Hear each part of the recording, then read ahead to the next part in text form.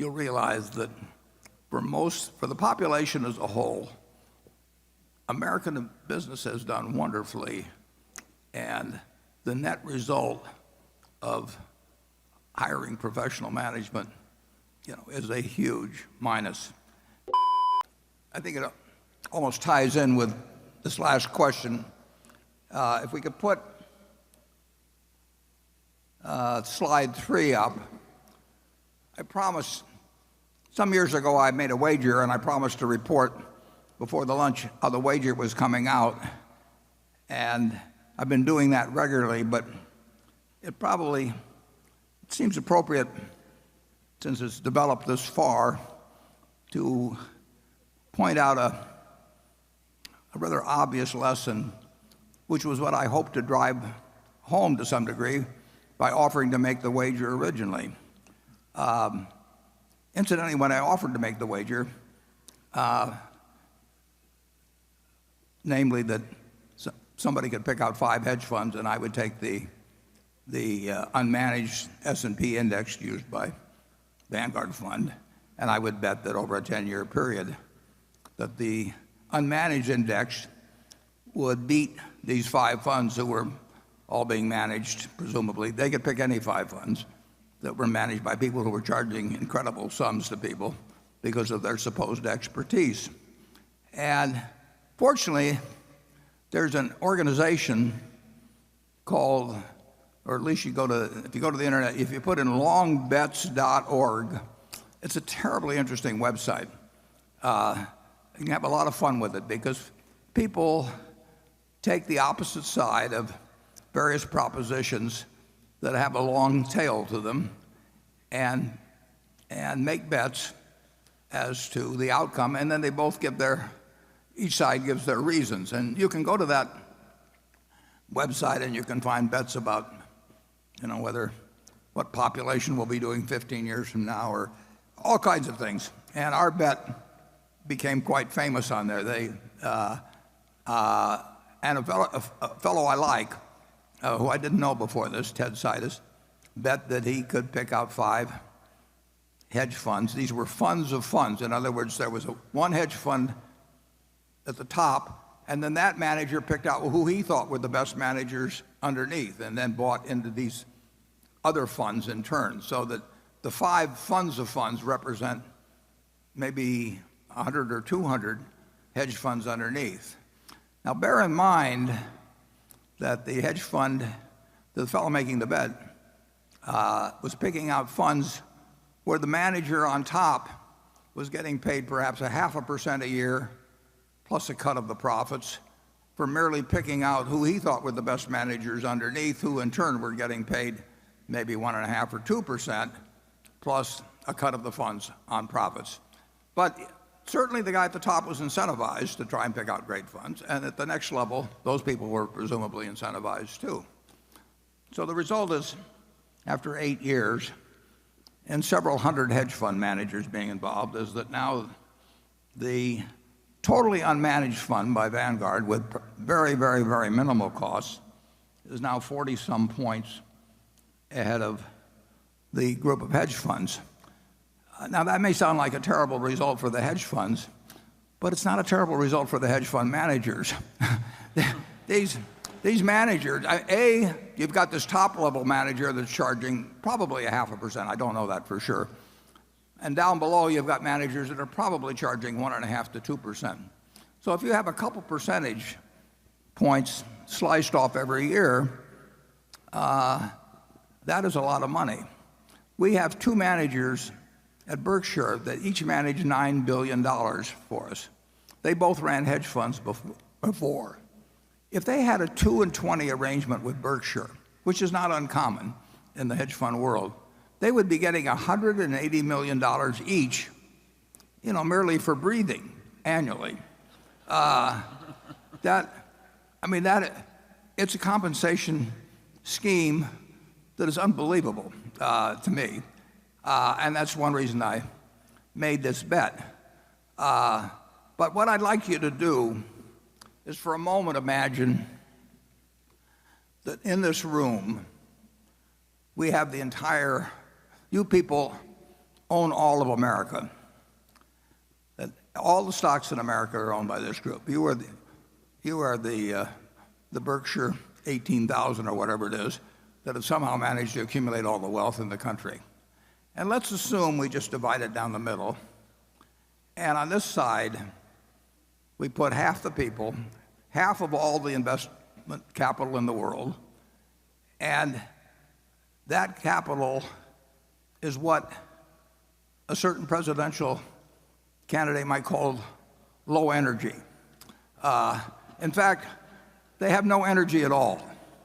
They buy half of everything that exists in the investment world, 50%, everyone on this side.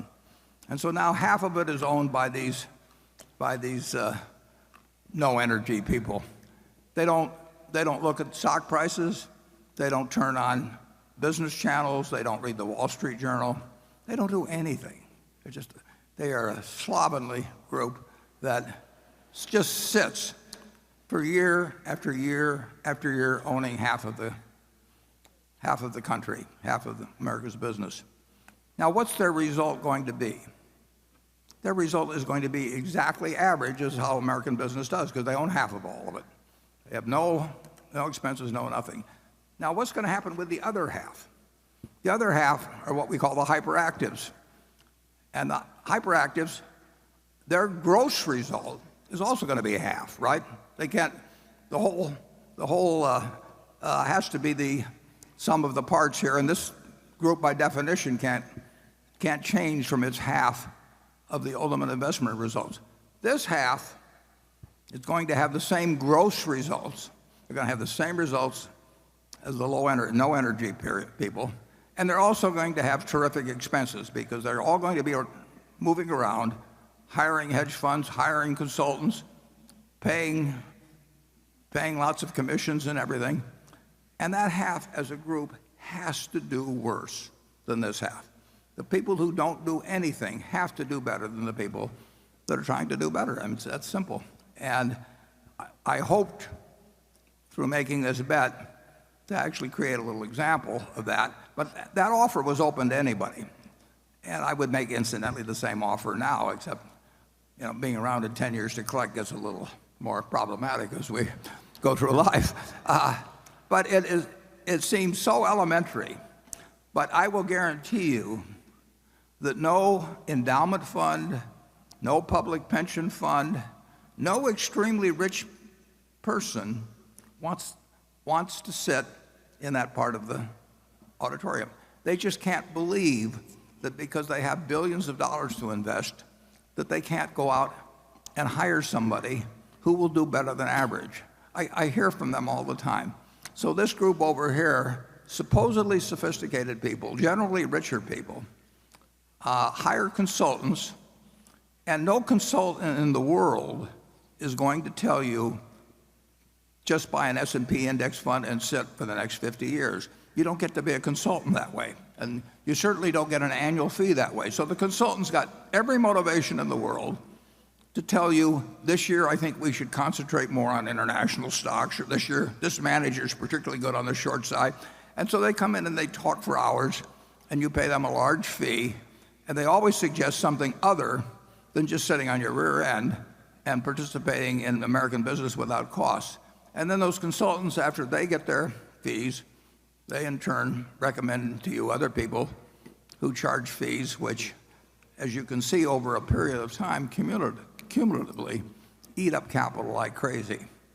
So I would suggest that what I felt sure, I didn't feel sure because nothing, can't tell for sure about any 10-year period, but I certainly felt very probable, or I wouldn't have stuck my neck out. It just demonstrates so dramatically. I've talked to huge pension funds, and I've taken them through the math, and when I leave, they go out and hire a bunch of consultants and pay them a lot of money.